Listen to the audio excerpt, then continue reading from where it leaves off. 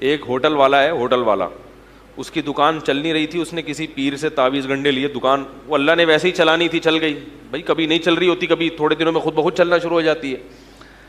تو اب اس کو اس کے پیر و مرشد نے کہہ دیا دکان تو چلی ہے مگر 10 بجے دکان بند کرنا ضروری ہے, اگر نہیں بند کی تو یہ کاروبار واپس ریورس ہو جائے گا. اب اس کے ہوٹل میں 10 بجے ٹھیک ٹھاک رش ہوتا ہے, مگر وہ پیر و مرشد کی وجہ سے کیا کر دیتا ہے, بند. مجھے کسی نے بتایا کہ اتنا رش ہوتا ہے سب کسٹمر کو چھوڑ کے نکل لیتا ہی ہے, کہ پیر صاحب نے کہا ہے کہ واپس. میں نے کہا جاہل ہے بیچارہ, فارغ آدمی, اس کو بولو کہ نہ اس پیر کے تعویذ گنڈوں سے دکان چلی ہے اور نہ 10 بجے دکان بند کرنے سے کاروبار ٹھپ ہوگا. ویسے تو شریعت کا حکم ہے کہ رات جلدی سو صبح جلدی اٹھو, اس بیس پہ اگر کر رہے ہو تو ٹھیک ہے, پیر صاحب کے کہنے پہ کرنے کی ضرورت نہیں ہے. اس بیس پہ اگر کر رہے ہو بھائی رات کو جلدی سونا چاہیے صبح جلدی اٹھنا چاہیے, وہ تو ٹھیک ہے. لیکن اگر پیر صاحب نے کہہ دیا کہ 10 بجے, تو پیر صاحب کو بولو بھائی بس یہ تعویذ اپنے پاس رکھو, میرا کاروبار اللہ نے چلانا تھا چلا دیا. کیونکہ اگر پیر صاحب کے تعویذ سے اس طرح بزنس چل رہا ہوتا تو پھر دنیا میں کوئی بے روزگار نہیں ہوتا. میں نے کہا یہ جو پیر صاحب ہیں ان کا اپنا بزنس اس تعویذ سے چل رہا ہے. ہاں اصل مسئلہ کیا ہے, اس تعویذ سے ان کا اپنا بزنس چل رہا ہے. تو ایسی توہمات کی دنیا میں رہتے ہیں. جینا سیکھو تمیز کے ساتھ. توہمات, جو وہمی آدمی ہے خدا کی قسم کبھی بھی سکون میں نہیں رہتا, اس کا اللہ پہ توکل تو ہوتا ہی نہیں ہے. ہمیں اللہ نے حکم دیا ہم گراؤنڈ ریئلٹی کو دیکھ کے فیصلہ کریں, پھر نتیجہ کس پہ چھوڑ دیں, اللہ پہ. دکان چلے گی تو اللہ چلائے گا, نہیں چلے گی تو بھائی نہیں چلانی تو کیا ہو سکتا ہے. پھر بھی نہ چلے تو ایک طریقہ بتاتا ہوں.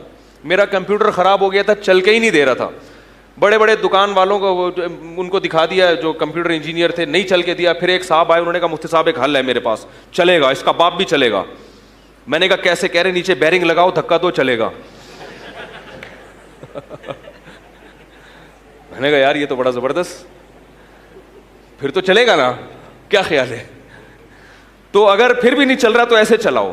اور اگر کوئی بزنس نہیں ہو رہا تو سونے کی دکان کھولو.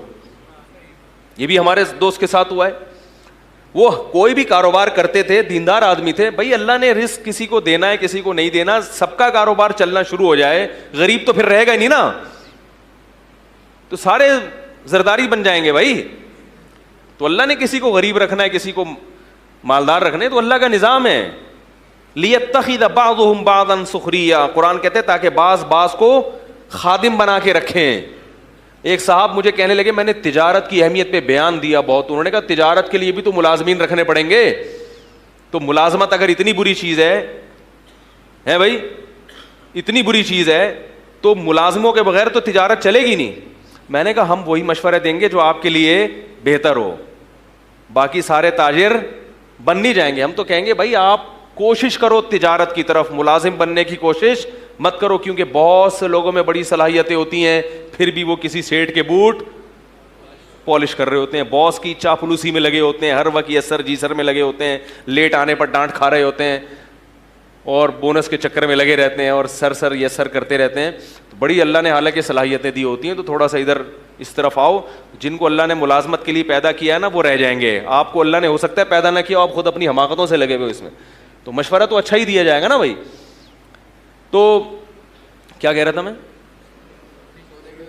سونے کی دکان کھولیں آپ. ہمارے ایک دوست تھے, کوئی کاروبار نہیں چل کے دے رہا تھا.